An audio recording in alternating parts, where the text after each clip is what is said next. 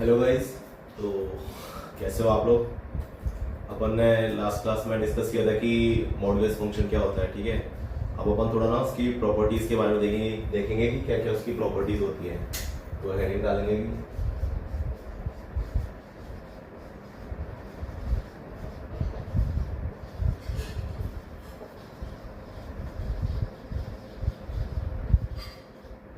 ठीक है, या फिर इसको मॉड फंक्शन जो भी है। ठीक है, तो अपन एक एक करके इसकी क्या प्रॉपर्टीज देखेंगे। तो सबसे पहले जो प्रॉपर्टी है वो ये है कि मोड ऑफ ए बराबर मोड ऑफ माइनस ए होता है। मैंने आपको पहले ही बताया था पिछली क्लास में। ठीक है, उसके अलावा दूसरी है कि जैसे मान लो दो नंबर्स है ए और बी, इनका मोड निकालना है ये और ये बराबर होंगे। ठीक है, रिस्पेक्टिव कि ए और बी पॉजिटिव है नेगेटिव है कुछ भी ले लो, प्रोडक्ट हमेशा इनका ऐसे सेम ही आएगा। ठीक है, सिमिलरली प्रोडक्ट सेम है। अब मान लो ए अपॉन बी डिवाइड कर रहे हो, उसका मॉड निकालना है तो ये भी सेम ही रहेगा। ठीक है, मतलब ये कि अलग अलग होके भी आंसर सेम ही आएगा इनका। ठीक है, मान लो मोड ऑफ ए भी दे रखा है तो उसको अपन ऐसे सेपरेटली भी लिख सकते हैं। ठीक है, जैसे कि एग्जांपल मतलब फर्क नहीं पड़ेगा कि ये ए और बी का साइन क्या है, पॉजिटिव है नेगेटिव, आंसर सेम ही आएगा। जैसे मान लो 2 इंटू माइनस 3 बोल दिया। ठीक है, तो अपन इसको ऐसे भी लिख सकते हैं 2 इंटू माइनस 3 का मोड। तो माइनस 3 का मोड तो 3 हो गया, 3 इंटू 2 6 आ गया। और वैसे आप देखोगे तो माइनस 6 का मोड है, ये भी 6 ही आएगा, है ना। तो ये और ये आंसर सेम ही हो गए।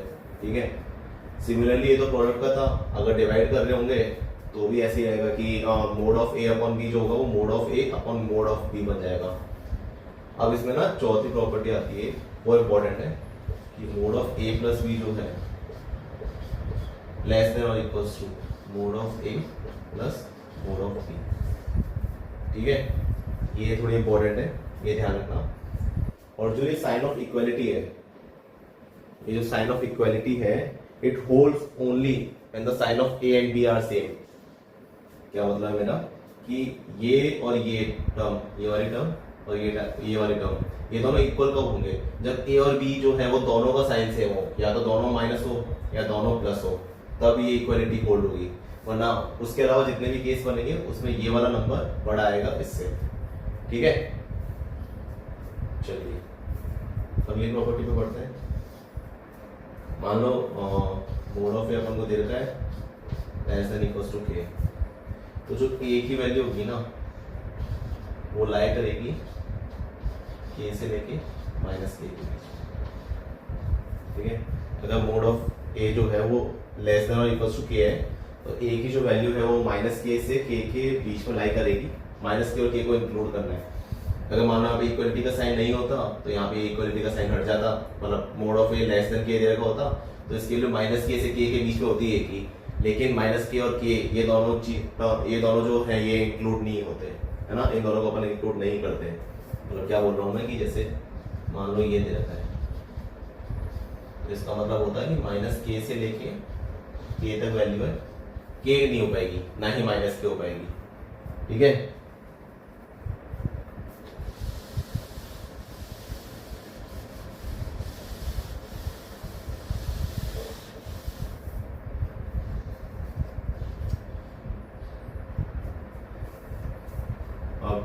जैसे वो लास्ट प्रॉपर्टी बताई थी, पांचवी थी ना, तो छठा नंबर डाल देंगे। वो तो था लेस देन वाला, जो पिछला जो एग्जाम्पल था वो था लेस देन इक्वल्स टू के। मान लो मोड ऑफ ए जो है वो ग्रेटर देन और इक्वल्स टू के है, उसका उल्टा। तो इस केस में क्या होगा ना, इसका मतलब क्या है कि जैसे मोड को हटाएंगे तो एक तो माइनस की वैल्यू आएगी, एक प्लस की आएगी, है ना। तो इसका जो आंसर बनेगा ना वो बनेगा A greater than equals to K union A less than equals to minus K. यानी जो ए की वैल्यू है वो माइनस के को इंक्लूड करते हुए इस तरफ ये इंक्लूड किया ना, और प्लस के को इंक्लूड करते हुए इस तरफ, ये रेंज होगी ए की वैल्यूज की। ठीक है, सिमिलरली अगर इक्वलिटी का साइन हटा देंगे, mode of A greater then के है तो के ए की जो वैल्यू है वो ग्रेटर देन के यूनियन लेस देन माइनस के, इक्वलिटी नीचे से भी हट जाएगा। ठीक है, तो ये कुछ प्रॉपर्टीज थी मॉडुलस फंक्शन की जो हमने देख ली। तो अब इसके कुछ एग्जांपल्स देख लेते हैं अपन। तो मान लो क्वेश्चन है कि mode of A minus B less than equals to K, तो और अपन से पूछा ए की वैल्यू क्या होगी। तो मैंने आपको क्या बताया था कि mode of X less than equals to K होगा, तो एक्स की जो वैल्यू है वो के और इस तरह का माइनस के से के बीच में लाई करेगी, यानी कि ए माइनस बी की जो वैल्यू है वो माइनस के से के बीच में लाई करेगी। अपन को क्या पूछा है, ए पूछा है, तो इधर माइनस बी है, माइनस बी को हटाना है तो अपन तीनों में प्लस बी ऐड कर देंगे, तो ये क्या बन जाएगा बी माइनस के, इधर बी अपन ने ऐड किया, इधर ए माइनस बी प्लस बी करेंगे तो वो कट जाएगा, तो बचेगा क्या ए, और इधर क्या हो जाएगा बी प्लस के, तो ये आपका आंसर हो जाएगा। ठीक है, अब एक और क्वेश्चन मान लो कि एक और क्वेश्चन दे दिया आपको कि जैसे मान लो 27 माइनस 9x माइनस 8, इस पूरे टर्म की मैक्सिमम वैल्यू पता करनी है। 27 माइनस 9x माइनस 8 का जो मोड है इसकी मैक्सिमम वैल्यू अपन को पता करनी है, तो अपन को ये पूरा मैक्सिमम चाहिए। तो अब 27 में से अपन इसको माइनस कर रहे हैं, तो ये वाली टर्म मिनिमम होनी चाहिए, मतलब कि मैं क्या बोल रहा हूँ, जैसे a माइनस बी है, ठीक है, x बराबर a माइनस बी है, अब x की अपन को मैक्सिमम वैल्यू चाहिए, तो वो तभी आएगी ना जब b मिनिमम होगा। अगर x की वैल्यू मिनिमम चाहिए होती तो वो तब आती जब b मैक्सिमम होता, तो इस केस में 9x माइनस 8 जो है वो मिनिमम होना चाहिए, यानी क्या बोल रहा हूँ मैं, मोड ऑफ 9x माइनस 8 इसकी मिनिमम वैल्यू चाहिए अपन को। और अपन को पता है अगर मोड में कोई फंक्शन है वो हमेशा ग्रेटर देन इक्वल्स टू 0 होगा, तो उसकी मिनिमम वैल्यू क्या हो सकती है 0, तो मोड ऑफ 9x माइनस 8 जो होगा ये 0 के बराबर हो जाएगा। ठीक है, तो x बराबर क्या हो गया 8/9, ये आ गया ना, मतलब x अगर 8/9 होगा तभी तो इसकी वैल्यू 0 आएगी।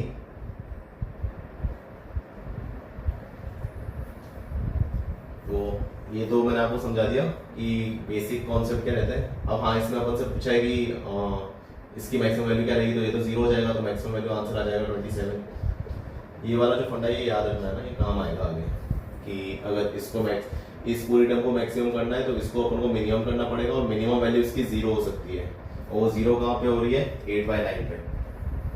तो ये हो गया क्वेश्चन।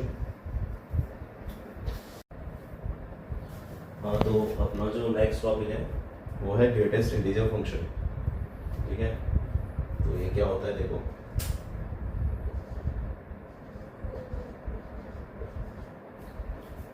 इसको अपन ऐसे डिनोट करते हैं, और इसका मतलब होता है कि ग्रेटेस्ट इंटीजर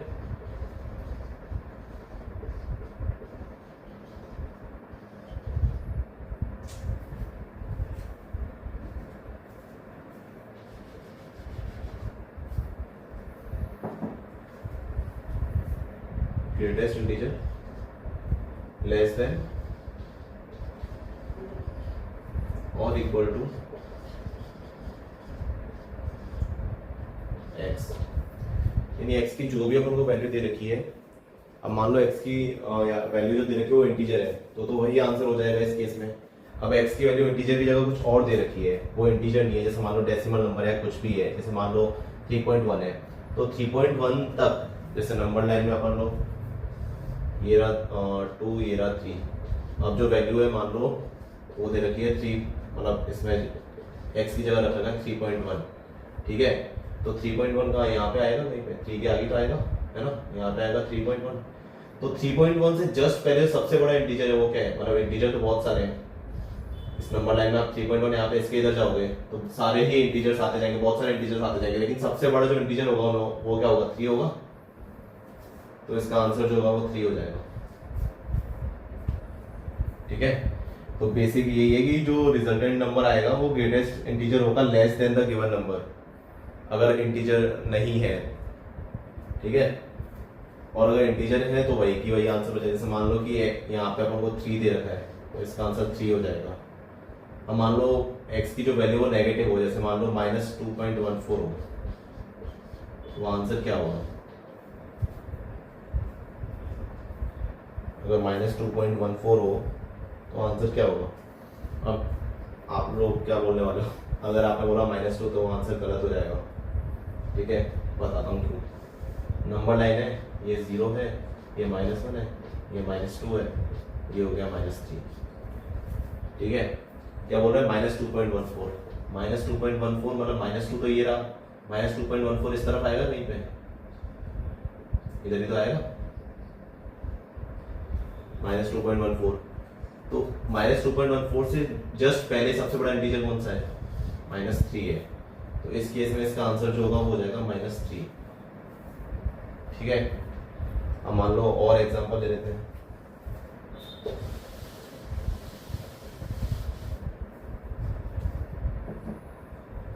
जैसे मान लो एग्जांपल के लिए अपन ले लीजिए -1.45। तो अगेन इसका आंसर क्या होगा, -1.45 का। नंबर लाइन में आप चेक करोगे तो -1.45 जो है वो यहाँ पे होगा कहीं पे, -1.45 मतलब यहाँ पे मान लो। तो उससे जस्ट छोटा इंटीजर कौन सा है, -2। मतलब जितने भी इंटीजर आएंगे उनमें सबसे बड़ा -2 है, लेकिन इससे जस्ट छोटा इंटीजर कौन सा, -2। तो इसका आंसर हो जाएगा -2। यानी बेसिकली यही है कि जैसे अगर आप पॉजिटिव में ले रहे हो 2.45, ठीक है, तो जैसे 2 लिखा हुआ है तो एज इट इज ये जो डेसिमल से पहले वाला नंबर है ये आ जाएगा, और -2.45 है तो -2 है, लेकिन नहीं -3 होगा, इससे जस्ट एक छोटा। ठीक है।